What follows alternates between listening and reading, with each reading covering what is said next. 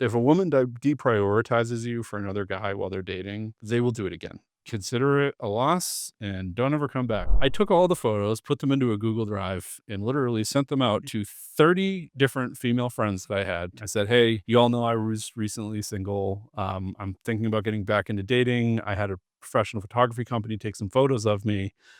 If you would be so kind to go through the photos that I sent and pick your favorite 10." This is, in my opinion, the hardest thing with online dating is actually.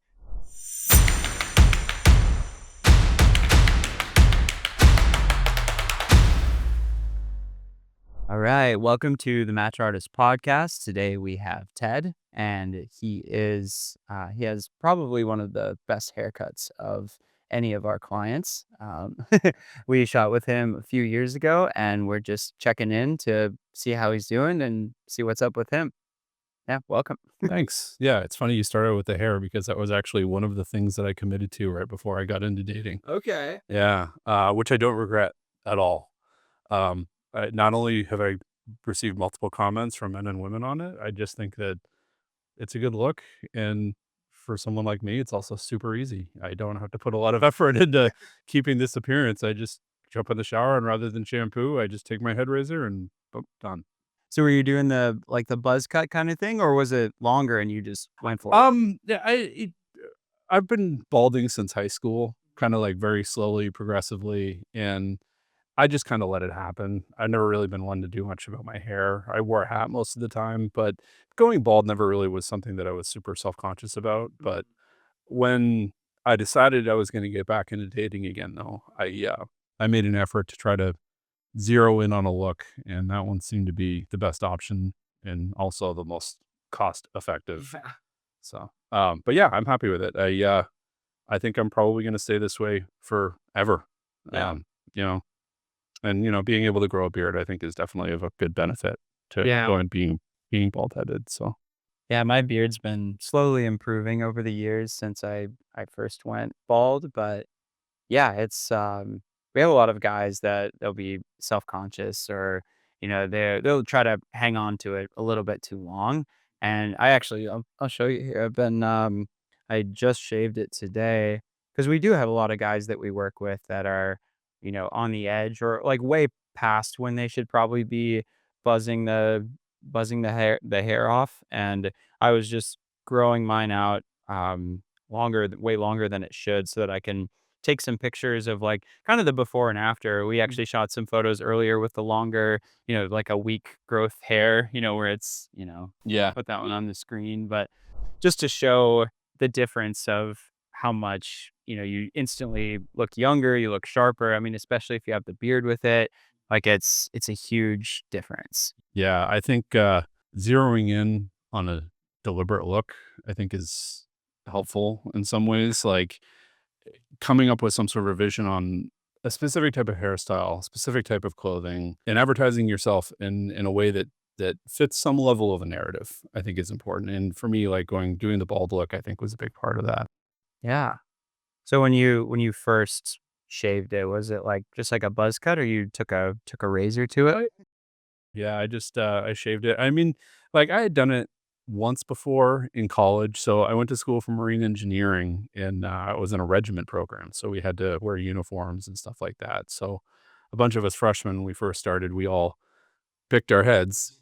This is, like, as, like, a little initiation thing, and, my hair never grew back as thick ever again after that, so, I was afraid to do it, through my 20s and into my 30s, and, by the time I was 39 and, ready to start dating, that was when I decided to do the shave. Yeah. Well, I love it. Looks good. So where were you at but in terms of dating before this? So you worked with us when you were Yep. 39, right? So, yep. So, just a quick timeline. So I grew up in Maine and, moved to Austin with my then fiance in 2021. We lived together in Texas for the first 2 years we were down here, and, we were kind of I think that the relationship was already at a point where it was starting to peter off, and I think even though at the time neither one of us really wanted to admit it, a big part of why we moved to Texas was some hope that that might have some positive effect with a relationship that was just kind of losing steam. And and it did to some degree. For the first 6 months we were there, things went really well, and it just got to the point where my ex didn't want to be in Texas. She wanted to move back, be around her family in Maine. I had started a new career down here, and we came to a mutual decision that it made more sense for us to just, end our relationship and go our separate ways and, pursue what we wanted to do. So, she moved back to Maine, and, again, everything was amicable. And I'm still in touch with her periodically. She's found another guy in Maine who's a really nice guy, and she's happy for me having found a happy relationship here in Texas. But after she moved back to Maine, about took about 8 months or so, 9 months of kind of just finding myself a little bit, getting my feet back under me. I had held off on buying a house when I first moved down here until there was some certainty on how things were going to go in that previous relationship. So I pulled the trigger on that. Bought a house on the north shore of Lake Travis, about an hour outside of Austin. And once I had effectively checked off all of those things from the list, that was the point where I said, okay, I think I've done the work, did therapy for a while, still do periodically, and decided, okay, this is a good point for me to start getting back into dating. Um, probably a little different from some of the other people who hired your services in that I did not have a previous dating profile. Um, my goal wasn't to try to improve a potentially like a existing negative experience that I had already had in online dating. I just decided I want to start off on the right foot. In the time that I had moved to Texas to the time where was ready to start dating, and this was August, September of 2023, I had lost over 100 pounds. And that was like, that was deliberate. It wasn't me like, in a state of like horrific depression. I decided like before my ex and I even broke up, I had already started to um, get into a better physical health routine.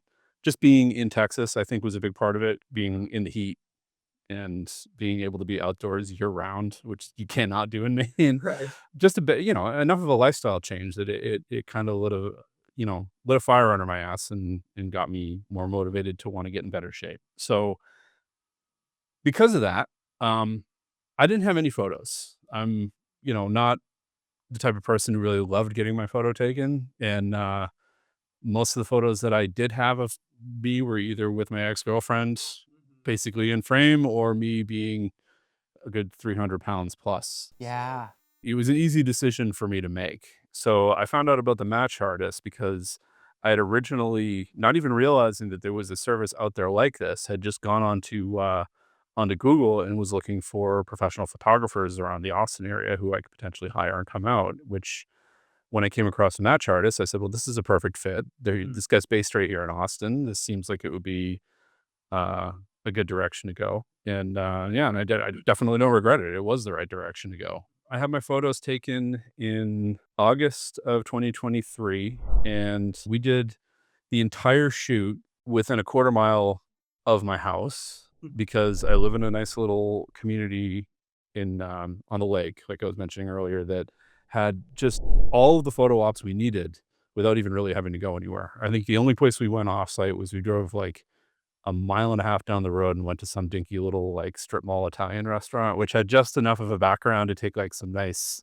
you know, glass or, pictures with a glass of wine and They're great photos. I mean, I'm obviously biased because it's my company, but, like, yeah, looking through them, it's like people wouldn't know that they were taken within a quarter mile of the house. yeah, so we have a golf course, a big beach, pickleball, disc golf, so, like, all of these different settings that were really great, and, like, I'm into all of those things, so, um, it worked out well. We just, we'd take a couple pictures in one spot in the little community. We jump on my golf cart, run over to another part, take a few more pictures, and yeah, it was a fun afternoon. It went really well. One of the things that I did, which I would definitely recommend to anybody, both for the photography and through your dating journey, I did not have a lot of clothes to choose from, both because of the fact that it's not something I've really cared to invest a lot of money in personally. I've never really been super flashy in my, buying name brands and stuff, but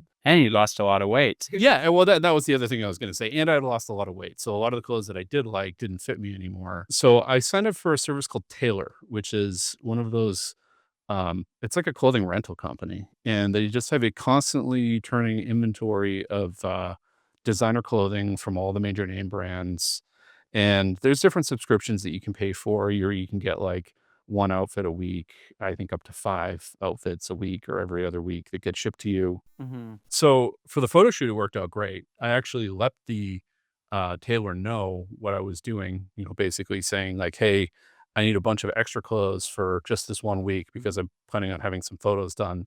They were super cool about it. They just sent, 3 extra kits, basically forwarded them to me for, like, stuff later in the month or sets Mhm. of clothes, and, we, used them for all the photos, and then I continued using the service while I was going in dating, which I felt was really just nice. That meant that, like, I always had a nice outfit to wear, everything was nice and brand new, and it wasn't that expensive. So, I would definitely recommend if you're someone who's in my situation, um, you can rent clothes if you don't wanna pay for the designer brands, you know?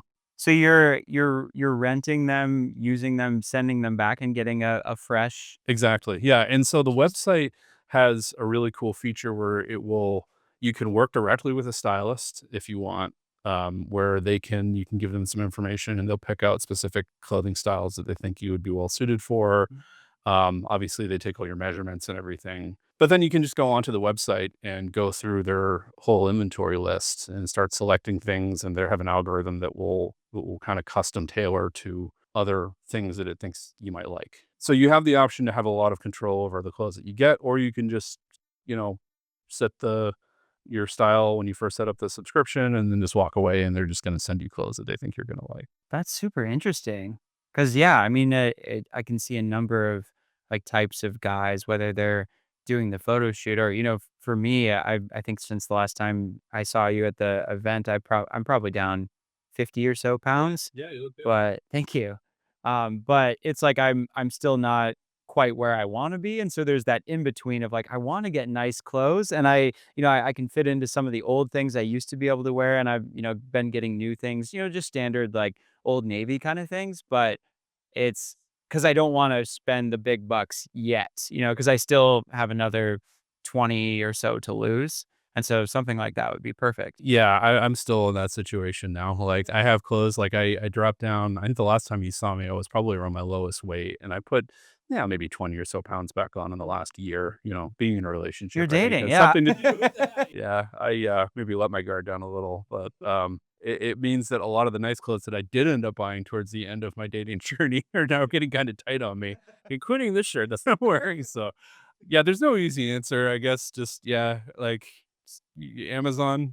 But yeah, so when I first got the photos, before I went and set up a website, part of this journey for me was trying to figure out a bit more about myself and what I was looking for in a relationship. So a lot of the therapy that I did leading up to that point was um, kind of reestablishing my own identity after spending 10 years in a relationship previously. I think to some degree, I tried to over optimize in that relationship to suit my partner's um, expectations of me, and in doing so, I think kind of disconnected from a lot of the things that made me happy.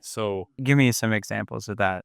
Like a lot of the hobbies that I was into, which I'm now back into, are not exactly hobbies that are great for meeting women, but they're fun. For, like I do a number of different types of shooting sports, scuba diving. That's one of the ones that I came back to after a number of years, and I'm, like, super into now, I Yeah? think a number of these things that I stopped doing when I put weight on that, start wanting to get back into again, and, I put a lot of research and thought into how I wanted to actually set up my dating profile, and I also really wanted to track data. I'm an engineer, but I also work at a company that is basically I do field data collection. So constantly working on innovative ways to extract data from the field operations that we're doing and put them into databases and then making actionable decisions based off of that data. So I built a lot of spreadsheets at the start of this whole assignment, and Little one of the CRM for yeah, yeah, dating. exactly, yeah, yeah,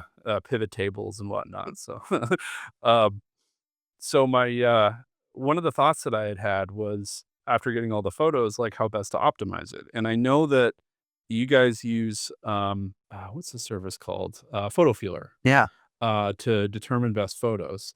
I felt a little apprehensive about letting an algorithm decide, even though I figured, it probably knows what's best. And so, one of the things that I did, and this is another recommendation that I will say to any guys who want to do this, if you have a solid network of female friends. This could be the wives or girlfriends of your guy friends, as long as, you feel comfortable talking with them. I took all the photos, put them into a Google Drive, and literally sent them out to 30 different female friends that I had, texted it to all of them with basically a full, like, explanation of what I was doing. I said, "Hey, you all know I was recently single. I'm thinking about getting back into dating. I had a professional photography company take some photos of me.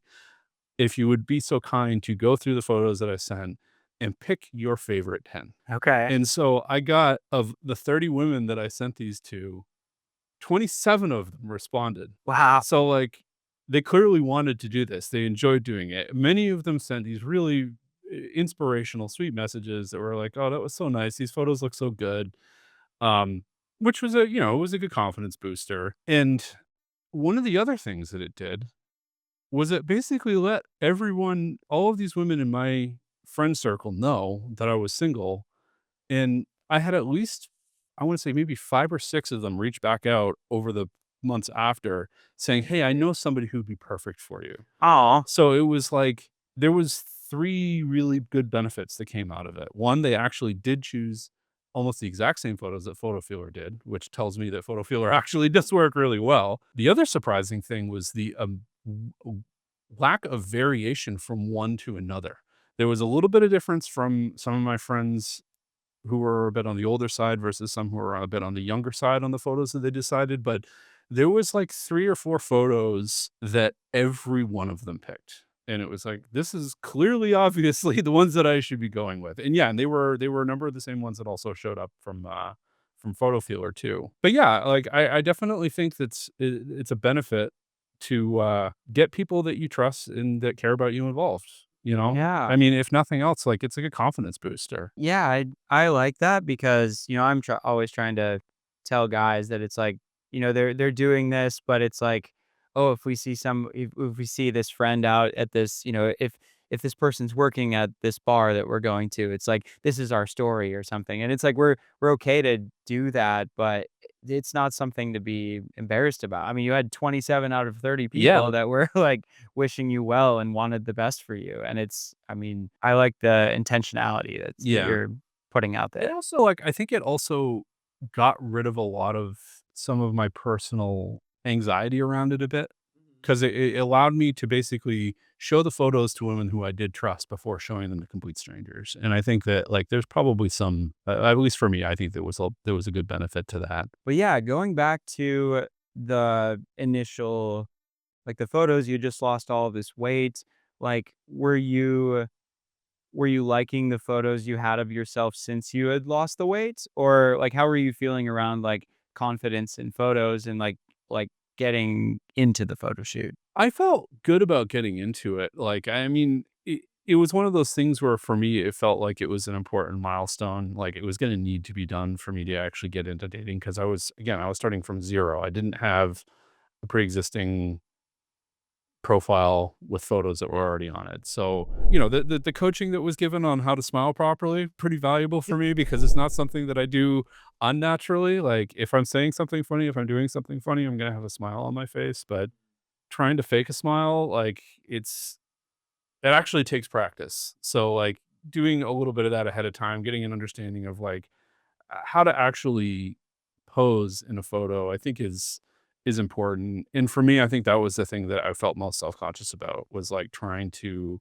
almost put on a face that wasn't mine in some ways. Mhm. But, um But yeah, the process itself, I'm sorry, what's his name? The photographer, Just he was yeah, he was really great about it, and we went through all of that before we even started the shoot. We went into the bathroom, and he just, had me do faces in the mirror, showed me what my face looked like when I was making these different faces and whatnot. So, yeah, I mean, I'll say, like, when it comes from that perspective, I didn't have a lot of experience with any of that. So it was the same with you. I think the last time I had a professional photo taken was my graduation from college. yeah. Yeah, like, the whole experience was really good, though. I enjoyed doing it, and, the fact that you guys have kept on reaching out to after the fact to get me involved in, stuff like this or the meetups that we have, I think that's really just been great. It's been cool to get to meet other people who have gone through, the same kind of experience or listen to it. And we love doing it because, I mean, obviously we can make some money with it, but,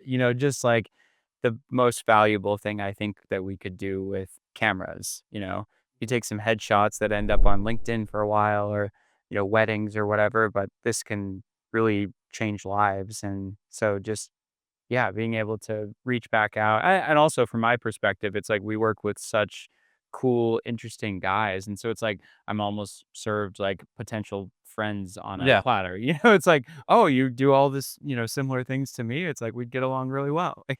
Don't have to try as And I hard. mean, like, I think that's another thing with dating in general, especially when you're at your age or my age, like mid-30s and the 40s, having some sort of a support network or at very least other single guy friends that you can actually talk to this stuff about or even wingman with. Like, that was a big thing that I did a couple months into my dating journey. I was on Bumble, and just for the hell of it, I'm like, "Well, I'm gonna check out Bumble BFF." Mhm.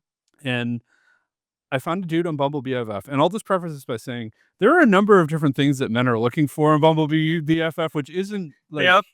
read the profiles, like, but the guy that I ended up meeting, this guy named Bobby, who was on the other side of Austin from me, um, similar kind of situation. He's close to my age, a whole bunch of stuff in common, and so like halfway through my dating journey, him and I just decided let's just start winning and like we'll go do fun stuff together and see if we can meet women.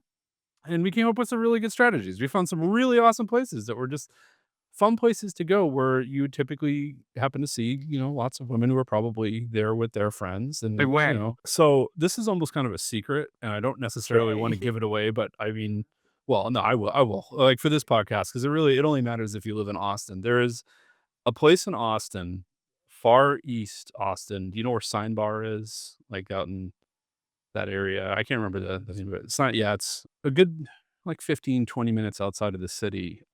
There's this little makeshift baseball park called The Long Time, and they have on the weekends during the spring and fall, they're called, Sandlot League games. So they're kind of like semi-pro, but not really professional baseball players that hold these games that are mostly for different charity organizations in Austin. And so they're open to the public.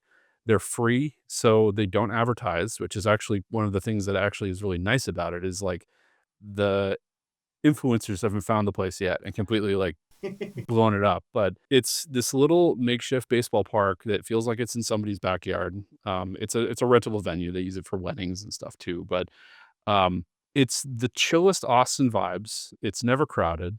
It's donation based, so you really just pay whatever you want when you show up. Mhm. But there are just all sorts of groups of women going there, and like it was one of these things that I stumbled on accidentally because one of my buddies is plays on a Sandlot league in New Orleans and actually flew into Austin to do a game there. Okay. Told me about it, and the first game that I went to there I talked to, I think, 4 or 5 different women. It's just like a big grassy little knoll that you sit in around the baseball park, and, they have decent food vendors, and usually they have, like, a couple different craft vendors that are there, like, they'll have local artists set up, they have live music playing, there's dogs running around. It's just like one of those very quintessential chill Austin outdoorsy kind of vibes, but it's not overrun like a coffee shop downtown, like, and I started taking dates there, all of which went very well, and by the time Bobby and I started hanging out, I said, "Well, let's just start going here, every weekend that we have free and just start go around and talk to people." Um, and I feel like I'm getting ahead of myself because, like, one of the things I wanted to talk about previously was the success that I had from the photos. I had to then get successful at conversation. I've worked in industries my entire life with other men. I went to school at a maritime academy that was a 20-to-1 ratio of men to women. Yeah. So, like, it wasn't so much that I'm uncomfortable talking around women, it's just for me, I've always had difficulty separating the way, like, I talk to a guy versus to a girl. Like, I think I mentioned before the podcast, like, one of the biggest problems that I have is, like, just coming right out and asking the hard questions on the first day, which isn't really a great strategy, but it's one of those things where if I never used to feel comfortable asking a guy about it, I would have to physically tell myself to remember not to say this to somebody who may actually take offense to it. So, um, yeah, just kind of learning a bit about that and being able to actually just meet women in the real world where there isn't the pressure of meeting on a dating app, even if it's a woman that you don't even actually necessarily have any interest in, but just you know, playfully flirt a little bit. Even if it's an older lady, compliment her on something, get her kind of excited, and then just kind of go back and forth, have a little banter, joke around a little bit. And doing that kind of thing outside of a traditional dating environment, I think does really well to kind of loosen you up for when you are in the dating environment, Mm.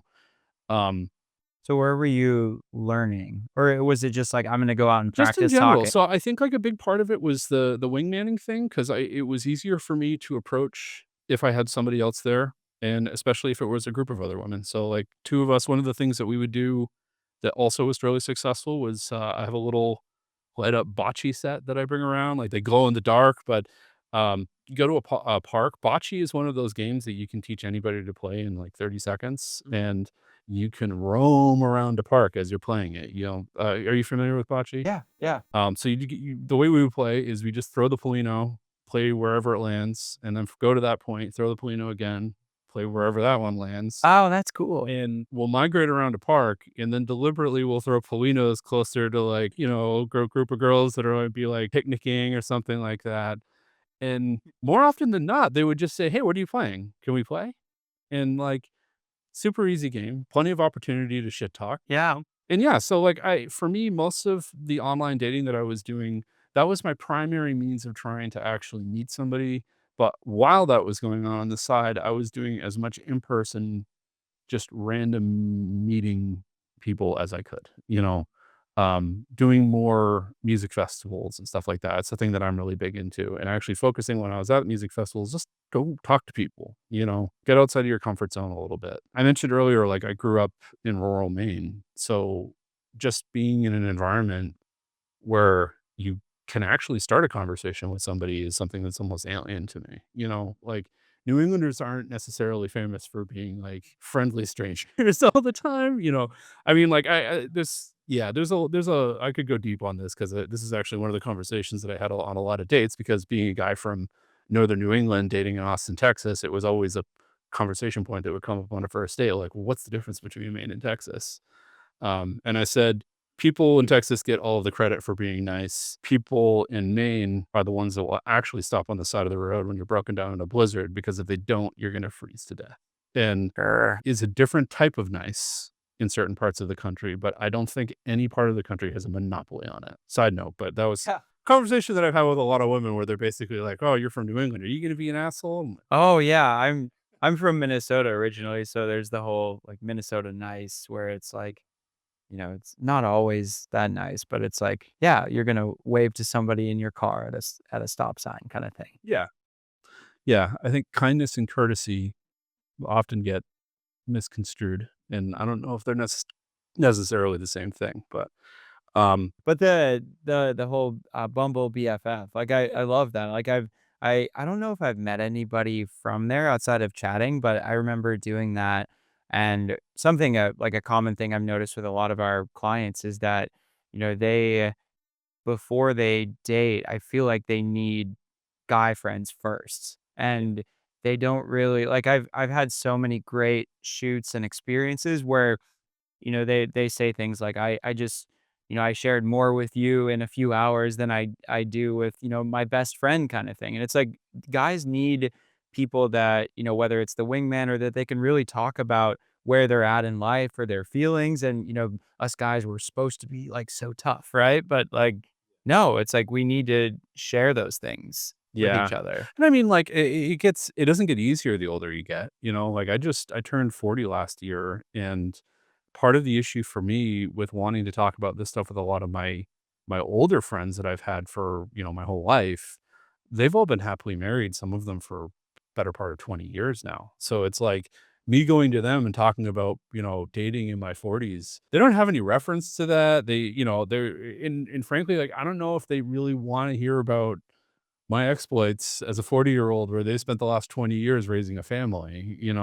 So, yeah, like, having not just guy friends, but guy friends that may be in a similar kind of situation as you are, I think is really of high value, and having similar interests. Because again, like, getting to go out in the real world with your buddies and go do something fun and meet women in the process, or even meeting women through them, like, everybody has some network of friends around them, and they may have met a woman that wasn't perfect for them, but they could be perfect for you. And getting the opportunity to, you know, expand your network a little bit, it's compounding. The more people you have in your network, the more people you can get into your network. And so that was a big thing for me. But yeah, so the dating adventure I went on, I got the photos, went through setting up all of my spreadsheets and my plan. I actually documented for, well, at least for the first 6 months, I was documenting every first date I was going on spreadsheet, keeping notes, It's how it went, talking or about, like, yeah, and, like, trying to strategize a little bit, like, looking beyond just,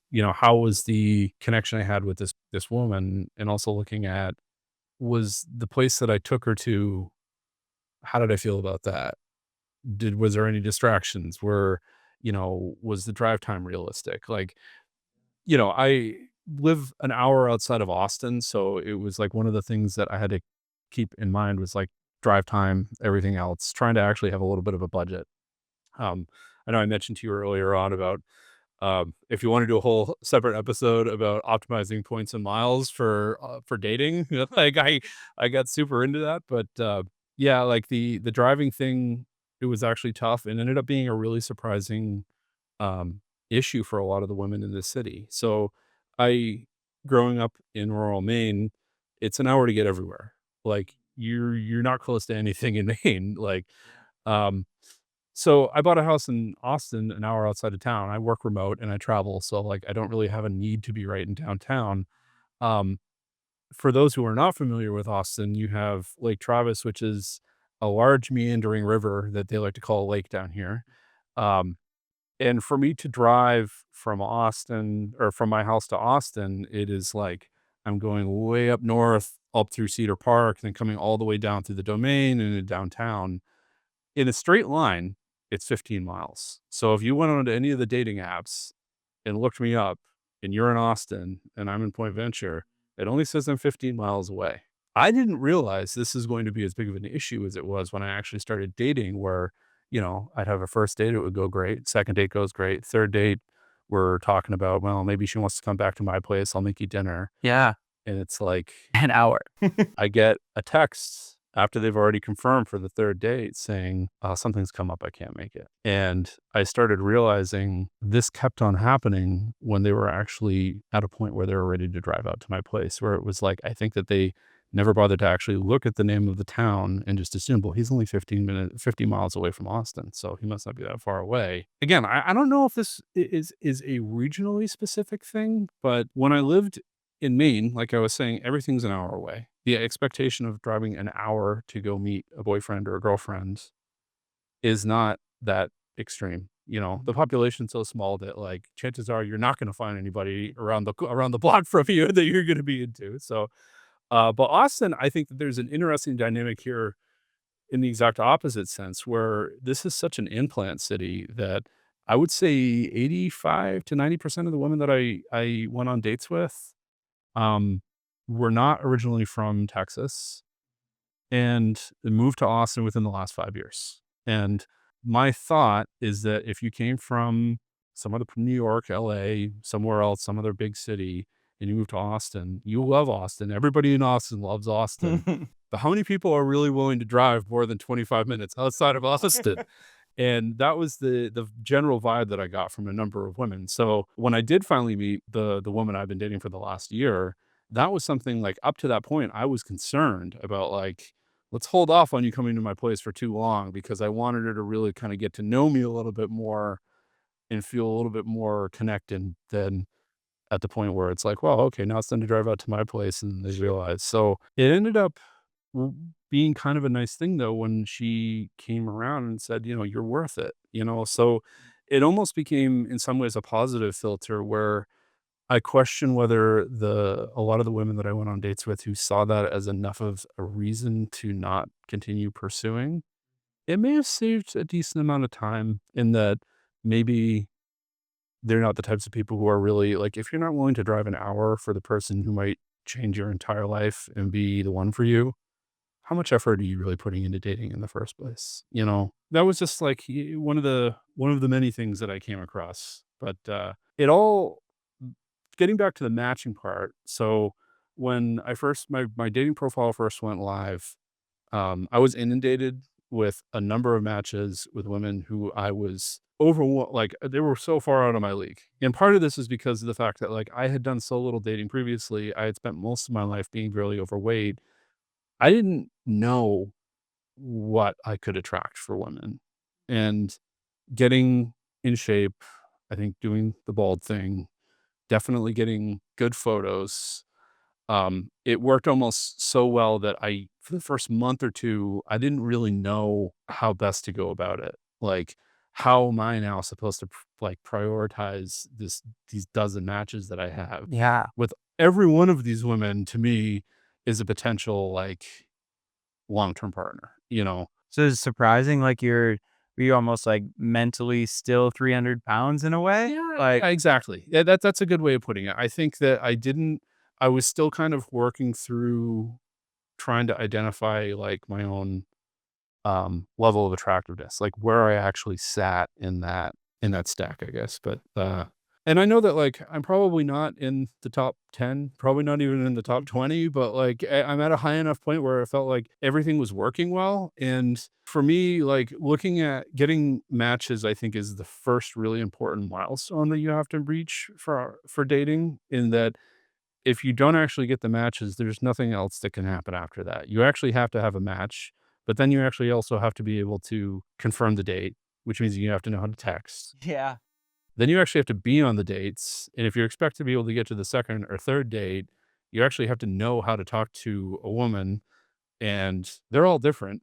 So, Yeah. like, Yeah. saying one thing to one woman might turn them on, and another woman might be, like, calling the cops. Like, there's not it's a minefield. Which is why we just, started a dating coaching side of the Match Artist, so that, because yeah, we've seen that so many times where it's like, we can take amazing photos, we're gonna get you matches, but then it's all the next things that are required, whether it's the texting, confirming, like you're saying, like, you need that for a successful relationship Yeah. to form. So, but it was probably about 2 months in when I started realizing that I actually need to optimize my dating profile into something more specifically me. So, like, narrow down the prompts into something that is maybe not necessarily themed, but pointing in a generalized direction. And I mean, I know that like we talked about earlier, like you and I, we have a lot of hobbies, we have a lot of different things. There are a lot of different ways that I can define myself. And what I decided to do was I would have a Hinge profile and a Bumble profile. They would both be authentically me, but they would be entirely different from one another. And it's not a hard thing to do. I think any guy can probably do this where they can have 2 completely different profiles that are both them, like, in a very specific way, in a very authentic way. Being able to just narrow in on this because I think the problem that I had had early on was that I was getting a lot of matches with women that I'd go on the date and they would find after meeting me, he's not really my type, or I would feel like, "Yeah, this isn't really like, this woman seemed a lot better on paper," you know? Um, and as soon as I really tried to optimize and kind of customize my profile to really define who I was and get into more detail in that, and instead of trying to be maybe a little bit less provocative and joking and more about, "This is who I am. This is who I'm looking for. This is the type of stuff that I like to do for fun. These are my dreams and aspirations. And again, 2 different profiles, different Were dreams and they aspirations, but were they leveraging or, like, showing off, like, more of the hobbies on one and more of a general profile on other? yeah, so one of them was more outdoorsy, active, old main man lumberjack kinda thing. Like, I had some more outdoorsy photos, kinda more focused on, being a nature boy and, like, sports and stuff like that, and then I had another one that had the photos that we had really taken more for my LinkedIn profiles, and, a photo that was taken at the Italian restaurant that I was talking about. So I kinda broke them up a little bit where one's a bit more like, this guy's the jet setter who travels a lot for work, has nice clothes, he's a connoisseur, he likes bourbon, he likes good food, and then we get the other side, which is, this is the guy who likes the outdoors, he likes sports, he likes, uh, having a good time, and he likes craft beer. Yeah, So, neither one of these is inaccurate in any way, yeah. but you can attract an entirely different type of woman with one versus the other depending on the type the stuff that they're looking for, and eventually got to the point where I settled in and I said, "Okay, this profile is attracting the women that I find more attractive to me, who I'm more compatible with than this profile." It actually ended up being the, outdoorsy, naturey Yeah. one that resonated better. Both of them, again, were successful, but I think I don't know if trying to advertise too much level of wealth or, um, status, like, it's a very fine line of not trying to come off as pompous, Yeah. and even if you have that line well defined, none of the women who look at your profile are going to have that It's line maybe in the more same place as temporary, you. right? Yeah, Like, s exactly. Yeah, yeah. But no, I think there still is some value in it. Like, at the end of the day, women and men, nobody wants to admit that status matters as much as it does. And I think as long as you're not being overly pompous about it, if you have a BMW, don't have it be the center focus of a photo, but maybe like in the background, you know? If you're in Austin, you have a wake boat, you don't need any other photos apparently. Like, an iPhone 4 photo of you on your wake boat. uh, but yeah, I mean, at the same time though, like if you are posting your profile to attract women who care about opulence and wealth and success, then you better be able to deliver when they meet you, you know, or else it's you're putting off false signals. But you can say the same thing about being a nature boy. Like I grew up in Maine. I actually worked as a Maine registered guide in kayaking. Like I lived the outdoor thing for a big part of my life. So like I'm not going to pretend like I'm into hiking and then not have a good pair of hiking shoes. Right. Um, so again, be authentic, be yourself, but with those 3 lines of text and those 8 photos, there's a number of different selves that you can be if you really wanna try to, you know, optimize for it. And, as the journey kinda went on, zeroed in more onto a specific profile that was attracting the types of women that seemed to be the most compatible with me. Um, while this was going on, since I travel a lot for work, I should actually back up and say, so when I was dating in Austin, the goal right from the start was long-term relationship. Um, wasn't really focused on hookups or short term or anything like that in Austin. I had a Tinder profile that I kept shut off whenever I was in Austin and would turn on whenever I was on my business trips. So I travel maybe 2 or 3 times a month. And it's really optimal for this type of thing where I'm always traveling solo for the company. I work for a tiny 40-person startup and, I handle their field operations. So, was traveling mostly around domestically, doing pilot projects here and there. And so I'd be in a city for 4 or 5 days at a time, and I'd turn on my Tinder profile and, you know, go on dates. And for me, it wasn't specifically just to be looking for hookup opportunities. Well, even though it still kinda Yeah. was. Yeah, it was, Miami in particular, like, our corporate office is in Miami, so I go there pretty often, and but, so that profile pretty much is exclusively used for that purpose. So, but it was also useful because if you know that it's not going to be something that was long term, for me, going on dates, it just felt like I was getting more reps in. So, like, if I wanted a business trip and I set up a few dates to go out with some women in somewhere in, like, Minneapolis or something like that.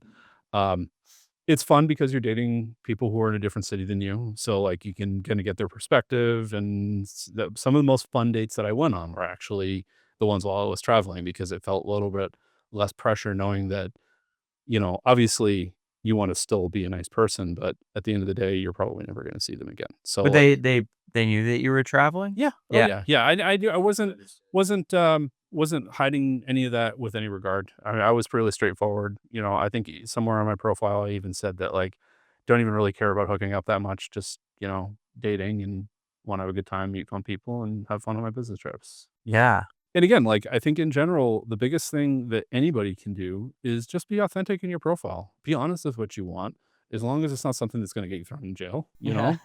know? Obviously, there's a limit to that, but, like, just be honest. Like, at the end of the day, we're all human, we're all looking for similar things, and, if you're lying to yourself about what that is, chances are she's gonna know, it's women, I think, in general, are very good at being intuitive and picking up on things like that, so just be honest, be direct, and be a good person, be kind, One of the things, and again, like, I'll dig into the little bit more on the be kind thing because it also pays off in the long run.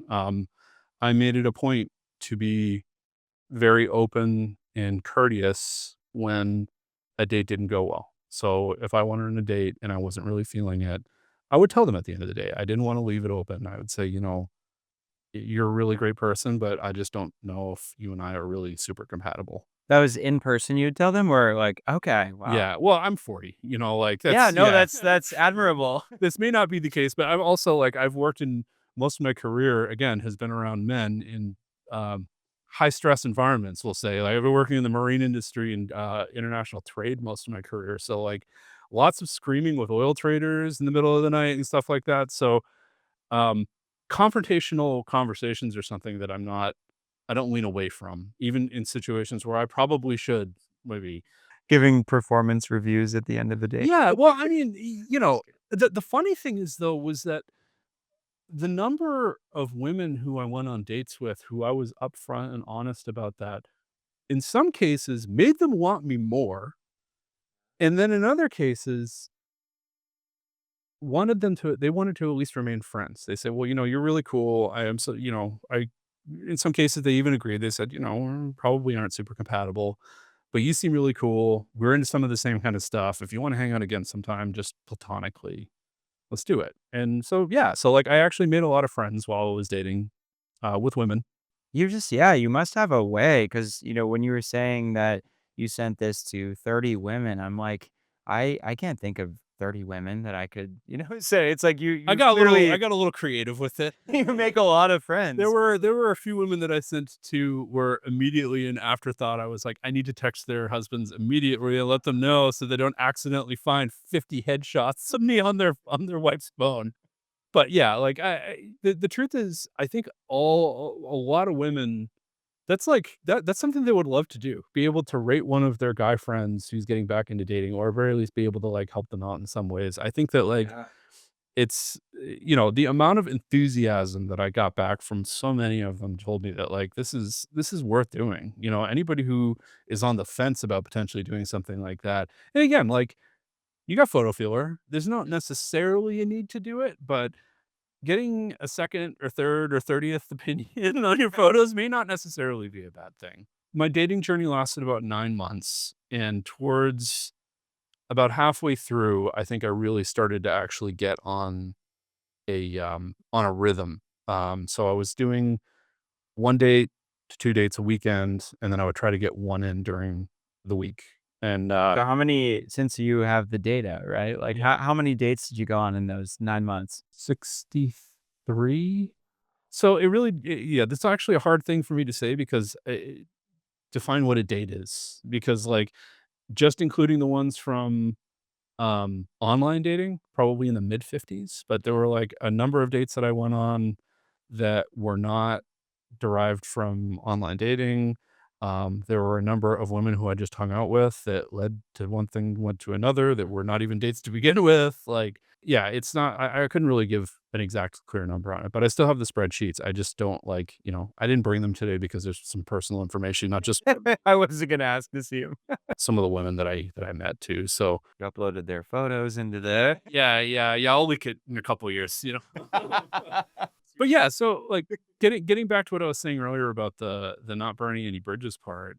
Um, I had a number of women who I think in the moment it seemed like they almost wanted to save face. Where if they started noticing that I wasn't being super interested, they would actually step in and say, "Okay, well, this doesn't look like it's working out. I'm not, we should just stop."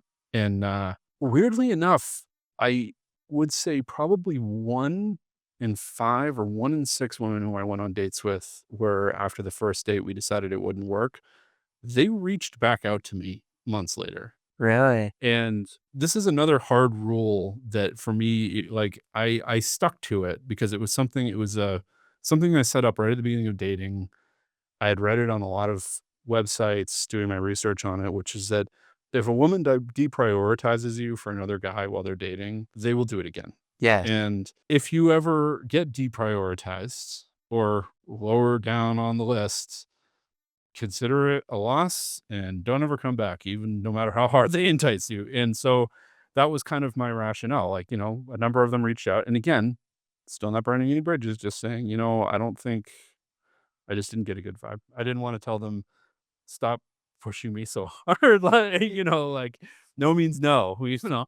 I need a printout of your rules. I feel like you're giving so much value of just your I admire how intentional you are in every area where you stick to your things. So I can go over that a little bit. So no burning bridges. We already talked about that. Um, One of the ones that I think is super important on more of like a grand strategy is put as much effort into your exit strategy as you're putting onto your strategy on the front end. In other words, know what your success metrics look like. The biggest problem that I had in general with dating was that I would have a really great connection with this woman. We go on a few dates. We maybe get to like date 5, date 6. And then the question will come up, do we want to make this serious? Do we want to get off the apps? And this is, in my opinion, the hardest thing with online dating is actually being able to tell yourself, this person is the right person, and I don't care who's behind door number 2, because there will always be door number 2. There will always be door number 3. Like I've always pictured online dating as like there are 2 conveyor belts going in different directions. One is full of men, one is full of women. If you're lucky, you're gonna notice the woman as she goes by. You can both get off the conveyor belt, go on a date, but it doesn't matter how well you do, the grand majority of them are gonna go right past you, and you're gonna go right past them, and that conveyor belt's not gonna stop. I mean, especially in a city like Austin, once you, I think, get past beyond a certain population density, you can be on the apps indefinitely, and, um, I think for some people, maybe they want that.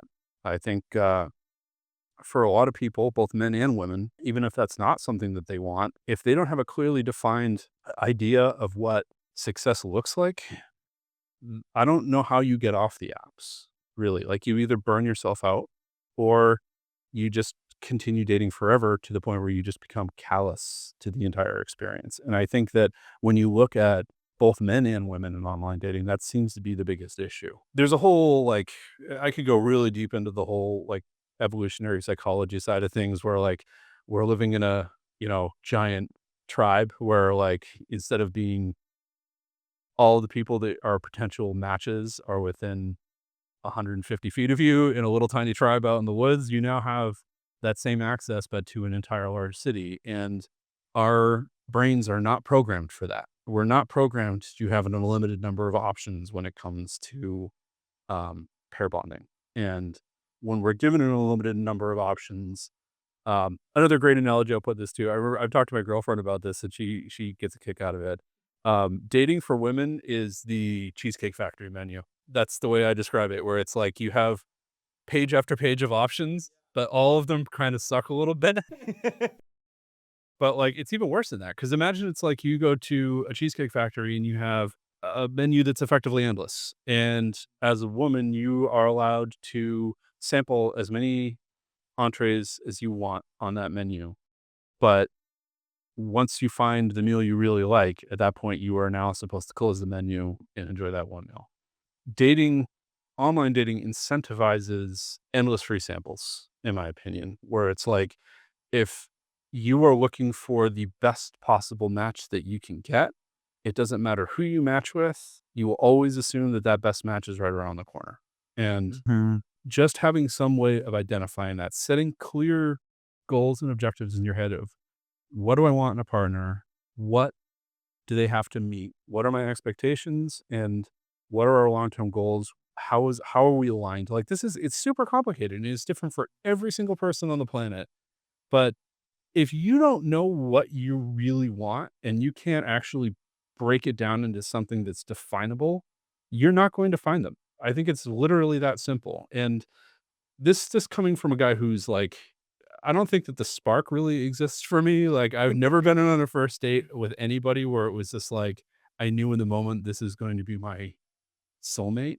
Yeah. And I really genuinely hope that most of the women that I met didn't feel the same way about me. And I only say this because like I don't necessarily feel like it's a healthy way to go about things. I mean, it is, I think, in terms of romance and love. I think everybody wants to believe that when you find true love, you found the best possible person in your life. And to my girlfriend, who I'm sure will be watching this, she is, if she only knew the number of women that I went on dates with before her and I met, I think like to me, yeah, that like that alone means that you are something special to me. You checked all of the boxes. I checked all of your boxes. And one of the reasons why her and I work so well is because her strategy almost matched mine like identically in terms of that Like the getting success off. Yes. metrics? Yeah. So she went through a similar dating experience, and actually similar previous relationship experience. She was married in a relationship for about 10 years. Actually, it's like 8 years maybe, but long time. And both of us, I think, had similar goals in mind about getting into our next relationship and what we wanted in a partner, what our expectations were, but more clearly, like knowing what those expectations were so that when we found that person, the conversation of us saying, "Are you ready to turn the apps off? Are you ready to just give this a try and see how it works?" was the easiest conversation I had ever had up to that point. Every other woman that I had that gotten to the point where I got to that conversation with, it was like they became very apprehensive, or they would change the subject, or they'd say, "Well, I don't know if I'm really ready yet. I wanna get to know you better." It's because they probably didn't know exactly what they wanted. They didn't have those metrics like you're talking Yeah, about.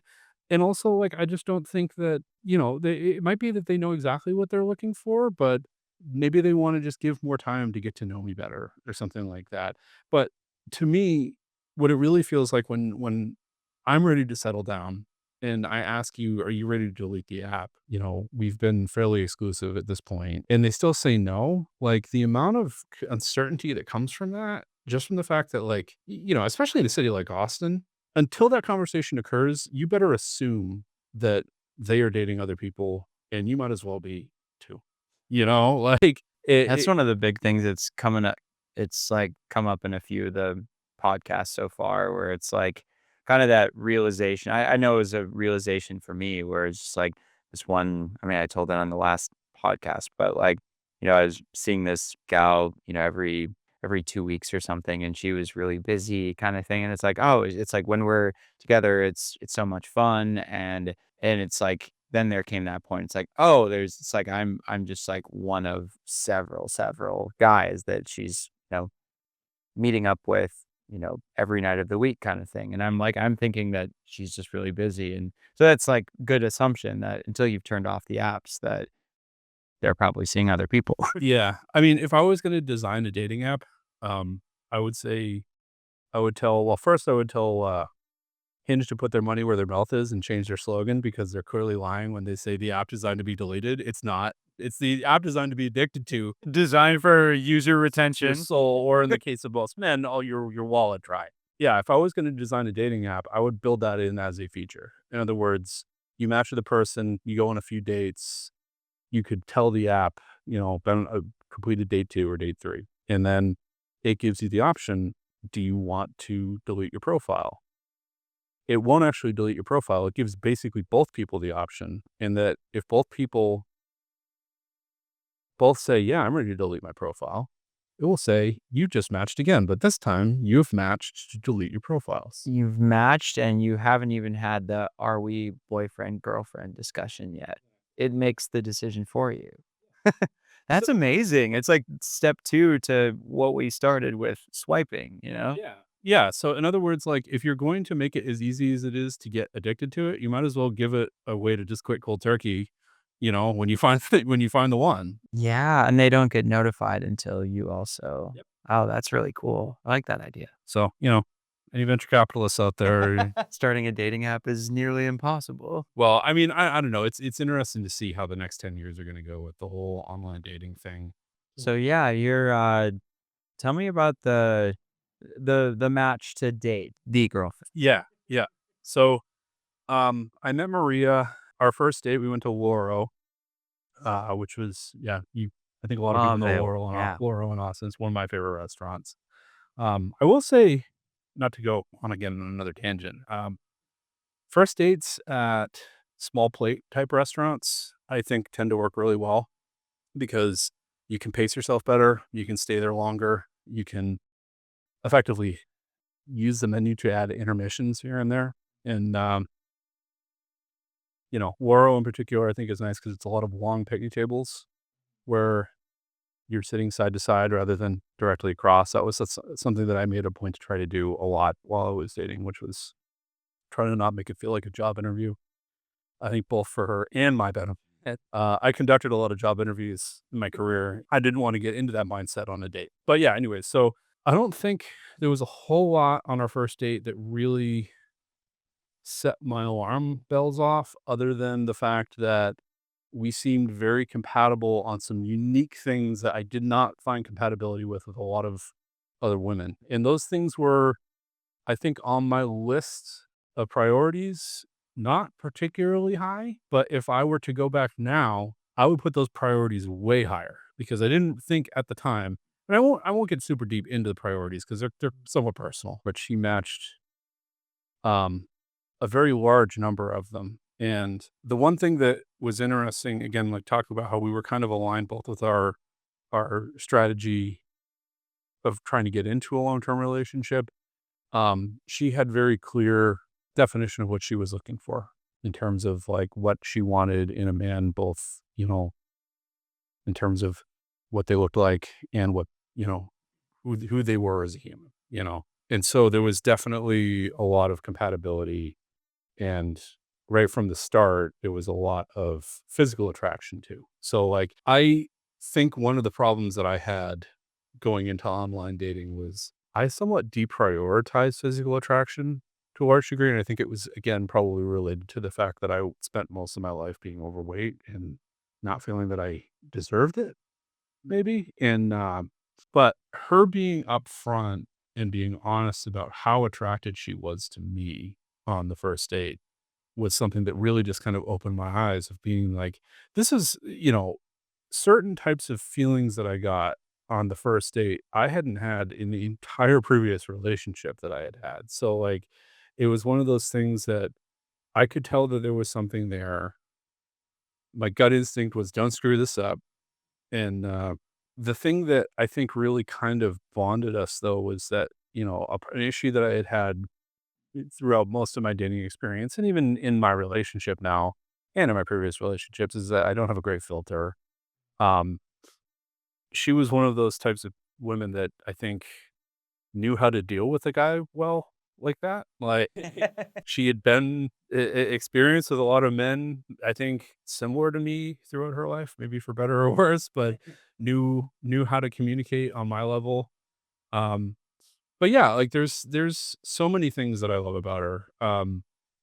She's a cancer survivor, and I think that going through that life experience really did a lot to give her a better life perspective.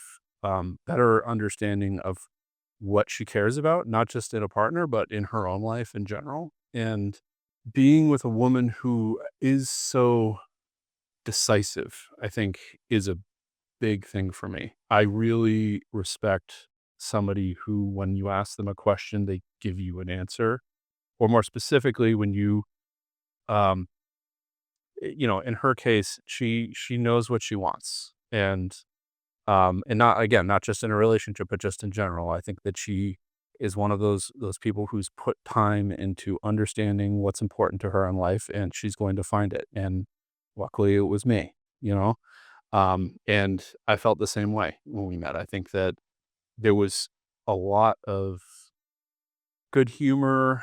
We joked around a lot, and we still do a lot. I think we have a fairly similar sense of humor, which I think is a big part of it. I have a whole nother theory that I won't go into where I will say that the best women in bed are the ones who are cool with fart jokes, and, we don't need to get into that super deep, but, in general, being comfortable with your own body and bodily function is My wife's coming around to a the fart jokes. key indicator of a woman who's fun in the bedroom. We'll just put it that way. Nothing to do with farts specifically, just saying, but yeah, like, she great sense of humor. She loves to travel, which is a huge, huge thing for me. That was one of the big deal breakers for me in my previous relationship. I spent 10 years with a woman who did not like to travel. I'd been to more than 50 countries by the time I graduated high school. I come from a family that's, like, hardcore into travel.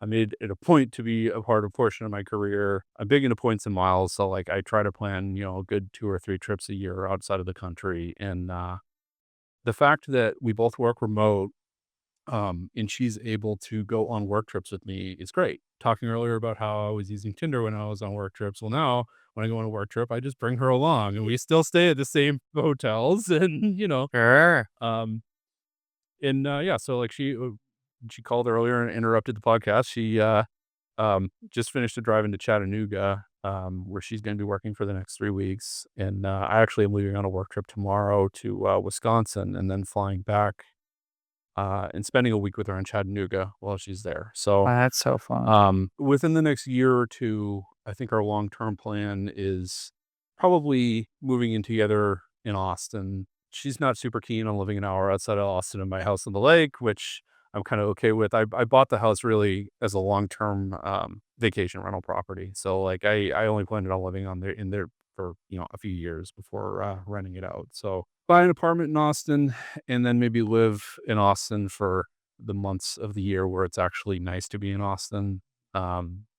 Go hang out up in Maine in the summer, go to the Caribbean in the winter. But yeah, so like our long term goal for our relationship, one of the things that we also were compatible on is either of us really have any interest in kids. As much as I feel like I'd be a great dad, I feel like that ship has sailed to some degree, and I've never really had the instinctive urge.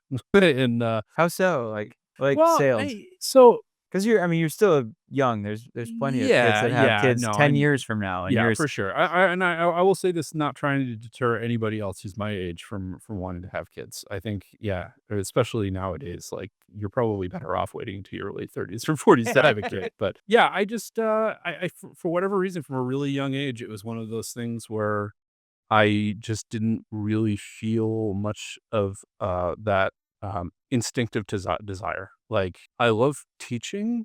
Um, I will say that my father is one of the coolest fathers of all time. Like, he's a geologist, pyro, questionable moral standards when it came to, like, teaching kids how to pick locks and stuff like that. So, Yeah. I had a really fun childhood growing up in rural Maine, lighting things on fire, blowing things up with high explosives, and learning about geology and whatnot. Oh, my dad's PhD in genetics, plant pathologist. Yeah. So it's like we got into all sorts of experiments growing up. So So I get it. like I'm saying, and I like prefacing this because like again, like when I would go on dates and mention don't really have any interest in having kids, I think a lot of women would dig in to try to figure out what is wrong. Like this is like, is there some horrible red flag associated with this? And like, so I made it clearer to say early on, had a great relationship with my parents. My father is like the coolest dad's dad ever. Like when we were kids, we would have themed Christmas or birthday parties, and you'd either be dressed up as a pirate or like, something like that. Like in just an awesome all around dad. And So for me, like, I was stuck with this dilemma through most of my life, knowing that I put off dad energy. This is another prompt I think I had in my profile at one point. It was like all on the lines of something like, uh, dad jokes, bod without the kids, something like that. I can't remember exactly how I worded it, but yeah, like I definitely put off dad energy, and I have found myself throughout my life in a lot of situations where I am the group dad or the rave dad, depending if yeah, it was an interesting, touchy subject in dating. And when I met a woman who shared all of my same values, and when I said, "Yeah, I don't really have any want to have kids. It's not something I really see in my future." I hear her make a gigantic sigh of relief. Be like, "This isn't really, yeah, I never really wanted to have kids either." So she actually has custody of her younger sister and has raised her younger sister. She's about to go off to high school now.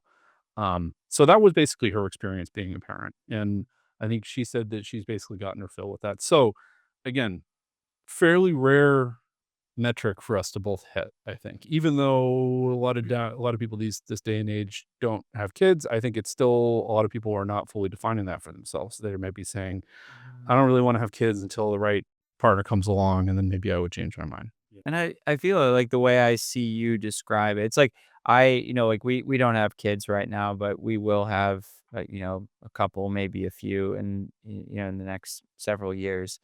But it's like, I hear people that describe they don't want kids, and there's this little, like, bit of judgment in my mind because it's more for those stories, it's like, "Oh, I just don't like kids," or "They're annoying." It's like yours is like a very it's like a very big, like a I don't know, I like the way you describe it. It's not like, not that you care about my judgment or lack of judgment, but, Well, hey, I will it's like say this, like, I know, I like like, the way 10 years ago, I wouldn't have thought anything of it, but now, like, we are going through a crisis that will probably really have some negative impacts over the next 50 to 100 years with, birth rate drops. Yeah. It's a real thing, and I know that I'm contributing to that, you know? And, like, that's probably my only sense of guilt that I get out of it, or that and the fact that, like, if I did one day have kids, I would be a good dad. I know I would, because like, I'm one of those types of people that I'm way over dedicated to the things that I care about and that I love. But If you put it your reason, from my perspective, it doesn't seem to be coming from a place where I've seen others where I know you're gonna regret that eventually. It's like I don't it's like you've made up your mind in a way where it's a holistic, like, perspective, and it's like I respect it. Like, I get it. yeah, it's, I still question it myself though, if I'm Yeah. making the right decision, and I will, who knows, maybe when I'm in my 60s, I may look back and say, "Man, I really wish I had kids," but You have a dog, right? oh yeah, Yeah, yeah. yeah. A very psychotic dog, but, she keeps me plenty busy. Treat it like a kid, right? Oh, yeah, Just like we do our she's dogs. spoiled. She's just spoiled only child, yeah, in every conceivable way. Yeah. She's even I make sure I put her the right shows on before I came over here too, so she wouldn't be upset with what was on the TV when I left, so but yeah, so, I keep on going on tangents, but, Maria and I, have really just continued to connect more and more over time, and one of the things that I think she really taught me early on, and, I won't get super deep into this because it's personal stuff, but she did give me a little bit of a green light to talk about the fact that, um, sexual compatibility is hugely important, and one of the things that we were both lacking in our previous relationships, both of which spanned nearly a decade, was lack of fulfillment in our sex lives. And for her, it was important enough to make that call before she was willing to even commit to dating. In other words, she wanted to actually have sex before we were even going to get into the topic of like, is this going to be something that conceivably could go long term? Yeah. That was something that I didn't want to have a metric for myself. I didn't prioritize as high importance, but looking back now, I would say it is probably in the top 2 things that are of high importance, and I think that, Sure. like, trying to play down sexual compatibility, ultimately, it doesn't matter how compatible you are on every other front. If there is no sexual chemistry, if the sex ain't good, the relationship's probably not gonna last, and if it does, the people in it aren't gonna be happy, you know? So that's something that, like, her and I again, not getting into too much detail, very, very much connected on, and, everything else just continued to fall into place after that. So, like, it's one of those types of relationships that every few weeks, I feel like there's some new milestone that we've come to where it feels stronger, it feels healthier. She's encouraging me to do better things with my life, and I'm encouraging her to do better things with hers, you know? And as time goes on, the next few years when we move in and really start digging into our long-term goals of, you know, living abroad and potentially maybe one day starting a business. Like, that was another thing that for me I was really excited about is we both work in operations, but she's like the MBA, really good with, like, finance and stuff like that. I'm, like, the field engineer that's really good at turning wrenches. Like, I worked out at sea for a number of years right after college and, Yeah. you know. So we have a lot of, compatibility, but also a lot of complementary opposites is what I like to, you know, I've used that term with her, is, like, there are a whole lot of things that we do not have in common whatsoever, but paired together is stronger than they are individually, you know? That would make a good business. Yeah, exactly. So, like, that was one of the first things that came to mind, when we started dating was like, you know, we'd probably make a pretty good business team if, we wanted to do that, which I'm still pushing for. She's got plenty of busy. Her career is, she's a operations director for some construction company that's, does drill mud, um, like foundation drilling and stuff like Okay. that. So she's crazy busy with her work. And, so, you know, we just work our lives around it. We go on business trips together and, That's so fun. usually spend 2 to 3 nights a week at one of each other's houses. So we bounce back and forth and, watch each other's dogs when we're traveling. Oh, So, that's convenient. yeah. Yeah. But yeah, I think our next big milestone is when her sister graduates high school next year. She's gonna be moving to Europe to study abroad, and, we're gonna start putting together our plan that we've been working on for the last year now. We'll be empty nesters in a way, right? Yeah, yeah, exactly, like, that's the one of the nice things about not having kids is I don't have to, like, wait until a certain point before I can retire. I was just like, when the day comes, I don't have anything else that's gonna stop me, so.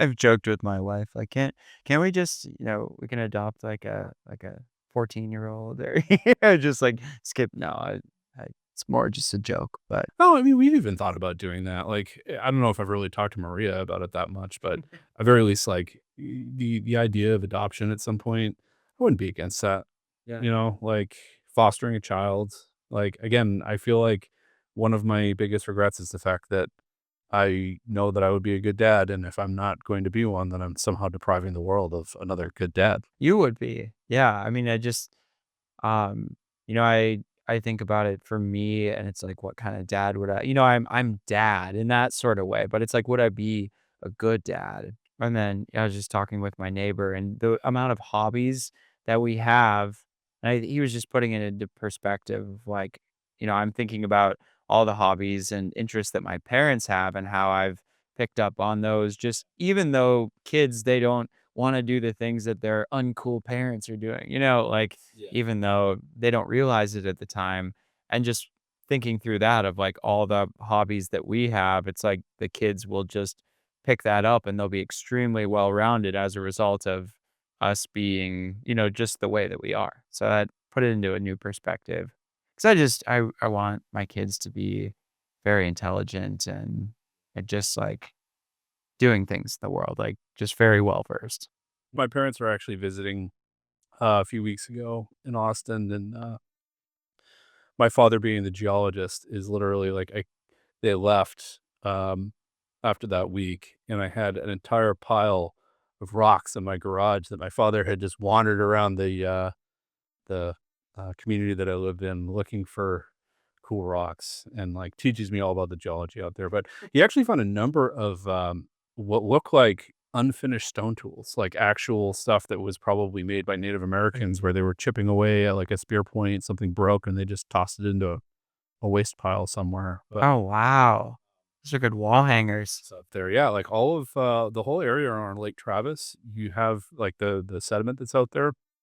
You get flint nodules, which are like they just look like fist-sized stones that are usually, like, kinda orangish or white in color, and it's the perfect type of flint for making stone tools, and, like, I've even messed around with it, like, you can watch tutorial videos online of, like, how to make spear points and stuff like that, so I've been, like, napping flint in my front yard and stuff, um, but yeah, like, it's all over the place out there. If you go arrowhead hunting around here, you'll find them if you look in the right places. So you've talked a lot about the intentionality and just the metrics and spreadsheets and things like that, but, like, I'm always trying to dig into, like, engineers, but, like, also feelings, It's just like, like, when was the time where you realized or you were, like, really felt just describe, like, the feeling with Maria and how it just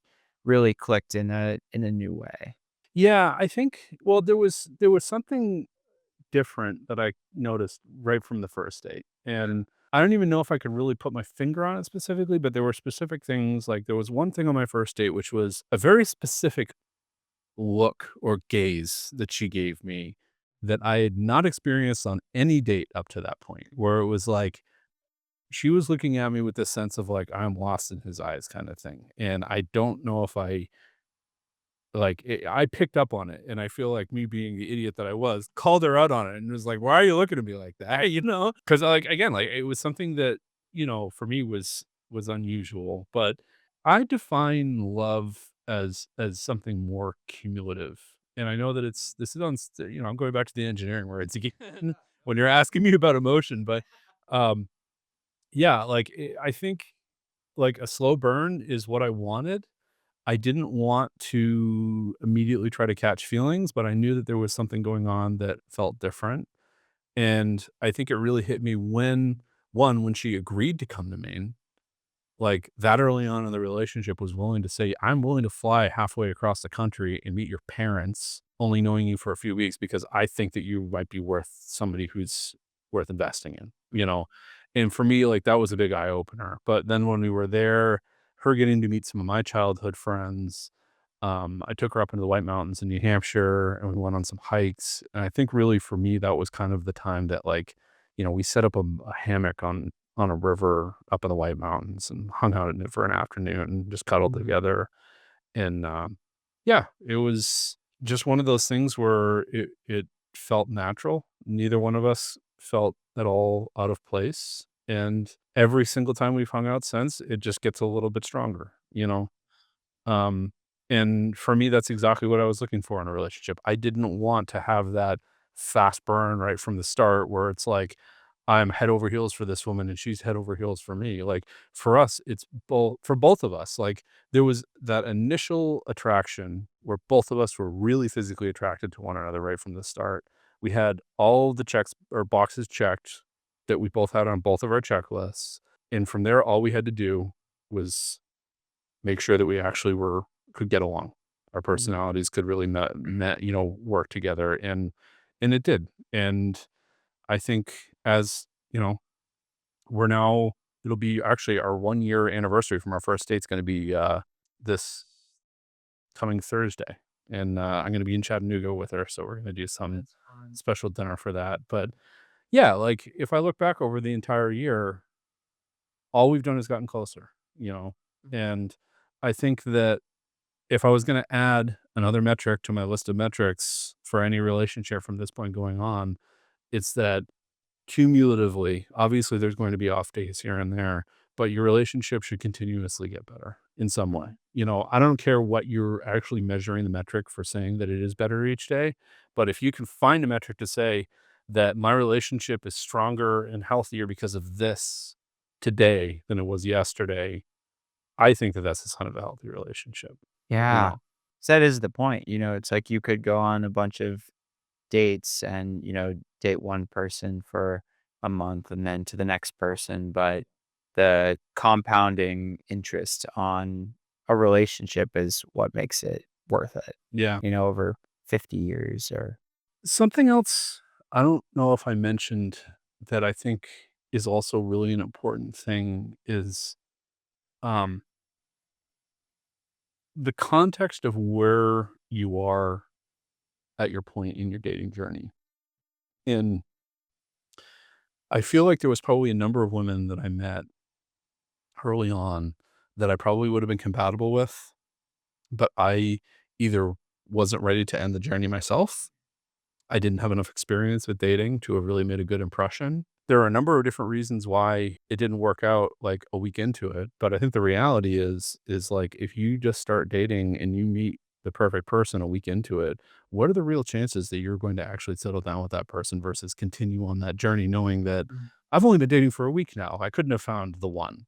Both of us had been dating for I've been dating for right around 9 months at that point when we met. She had been dating for, I think, 7 or 8 months. She had a very clear plan with her online dating. She also, again, very similar kind of course. When she ended her relationship, she took about, well, I don't know, close to a year off before she started dating, did therapy, um, really kind of settled in on what she was looking for, what she wanted in a partner. And um, before she started looking at focusing on getting into a long-term relationship, she explicitly wanted to be in a few short-term relationships to just, she had been in a relatively unfulfilling sexual relationship with her long-term partner prior to me, and that was something for her that she wanted to explore. She actually went and I think talked to a therapist who specialized in, like, sexual health and stuff like that, and, which again, I know there's probably not a lot of women watching this podcast, but it's worth it. Go talk to a therapist and, like, go talk to somebody who specializes in that kind of stuff. Like, I think, and I don't wanna overgeneralize in this statement because it's probably true for both men and women, but a lot of the women that I met on my dating journey wouldn't be able to tell you what they enjoyed in the bedroom, at least not with any level of, like, high certainty, and I think that that's an important thing. I think knowing what you want and knowing how to ask for it is really important, and it was something that she had put the work in on and knew what she wanted. She knew what she wanted physically, she knew what she wanted in a partner, and she went through a process in her dating journey, which was to find some level of sexual satisfaction early on. And then when she was at a point where she felt like she hit that goal, transition over into actually now looking for somebody who she wants to be in a long term relationship with. I did that more indirectly. I don't think I actually was deliberately trying to do that, but it was happening because I was doing the long term thing when I was in Austin and then doing the more short term thing when I was doing my work trips. Yeah. And again, another weird similarity that we both had, even though it was kind of through different processes, but, um, getting that out of your system, I think is really important in that know what your objective is. If you're on the website or if you're online dating for the point of having sex or hooking up, be upfront with that about your to yourself. If you don't care about being in a long-term relationship, don't put that on your profile, Um I will say, and again, this is true for both sexes, but having had profiles that were looking for short-term relationships when I was on my work trips, and then looking for long-term relationships when I was actually dating in Austin, the crossover between women that I met who were looking for long-term relationships, but were up for having sex on the first date versus the number of women I met who were looking for short-term relationships who caught feeling for me on the first date. It's like it doesn't you don't even need to look at what's actually in the profile, it seems like, in terms of like what their intentions are, because chances are 85% of them probably don't know what they are, or at very least have an idea of saying, well, I don't want to commit to a long-term relationship, but if the right guy comes around or the right woman comes along, um, I'm willing to. I don't think that that's an effective strategy with online dating. And again, it comes back to what I was saying, set yourself clear milestones, deadlines, and rules. You know, if you're looking for a short term, that's totally fine. There are women who are looking for that too. If you're looking for a long term, there are women who are looking for that too. But um, chances are they're probably looking for other things, and Yeah. maybe they're not willing to admit it to themselves. It's good advice. Yeah, I guess general takeaways, um, put as much effort into your success on the front and the back end. I think those are the 2 really important things. Be clear with yourself on what you want. Don't feel like there should be any sort of societal pressure putting boundaries around what you think is best for you at this Mhm. point in your life. And with caveats, like don't be an asshole. Yeah. Like, be respectful, be a kind person. It will be reciprocated, and chances are in the long term it will help you in your dating journey. Have guy friends, ideally who are also single, who have some disposable income. The last piece of advice, get the right credit cards, because I booked myself an entire dive trip in the Caribbean just on the points that I earned from dinners. Wow. We'll do a podcast Yeah. on that. I would love to. Yeah. The money can be made, it's not all burn, Yeah. Yeah. Well, thanks for listening to the Match Artist podcast. Feel free to leave any questions that you have below for future episodes. And yeah, feel free to like and subscribe, and we'll see you in the next one.